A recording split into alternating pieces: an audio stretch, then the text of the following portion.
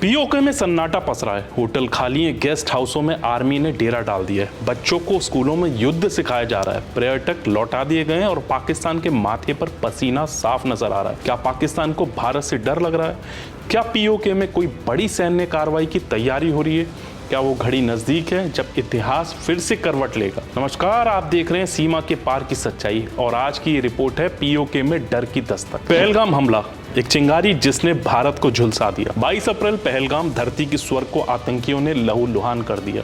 26 बेगुनाह मारे गए, एक आतंकवादी हमला जिसने पूरे भारत को झकझोर दिया। इस हमले की जिम्मेदारी ली द रेजिस्टेंस फ्रंट ने, एक ऐसा संगठन जिसे भारत ने हमेशा पाकिस्तानी ISI और लश्कर तैयबा की पैदाइश बताया है। भारत ने कहा यह हमला सिर्फ आतंक नहीं, ये पाकिस्तान की साजिश है। और यहीं से शुरू होती है डर की वो कहानी जो पीओके की गलियों में गूंज रही है। पीओके एक मिलिट्री कैंप में तब्दील।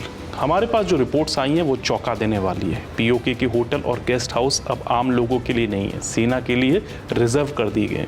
मदरसे और स्कूल 10 दिनों के लिए बंद कर दिए गए। पीओके की नीलम वैली जो कभी पर्यटकों की पसंदीदा जगह थी अब खाली कराई जा रही है। नीलम वैली, मुजफ्फराबाद, कोटली, हर जगह पर एक ही चीज़ है, बेचैनी, भय और तैयारी। पाकिस्तानी सेना पीओके में ऐसा व्यवहार कर रही है जैसे युद्ध बस दरवाजे पर खड़ा है। बच्चों को वॉर ट्रेनिंग, पीओके का बचपन अब हथियारों की तरफ। अब सुनिए सबसे डरावनी बात, पीओके के बच्चों को सिखाया जा रहा है फर्स्ट एड, फायर फाइटिंग और रिस्क एस्केप।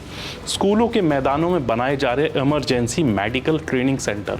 बच्चों को कहा जा रहा है अगर भारत हमला करे तो कैसे बचना है, कैसे लोगों की जान बचानी है।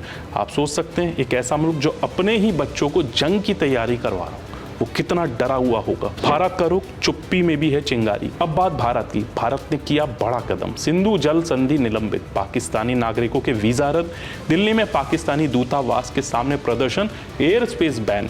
प्रधानमंत्री मोदी ने सेना को दी खुली छूट, जो जरूरी है वो करो। ये वही भारत है जो अब सर्जिकल स्ट्राइक से आगे बढ़ चुका है।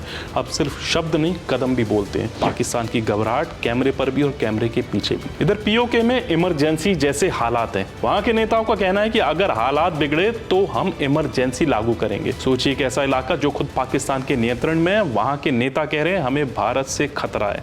क्या ये डर वाजिब है या फिर से ये सिर्फ अपराध बोध की प्रतिक्रिया है जो आतंकी गतिविधियों की वजह से है? दुनिया क्या कह रही है? अमेरिका, UN, चीन सभी ने संयम बरतने की सलाह दी है, लेकिन इस बार भारत में माहौल अलग है। हर आम आदमी कह रहा है अब बहुत हुआ।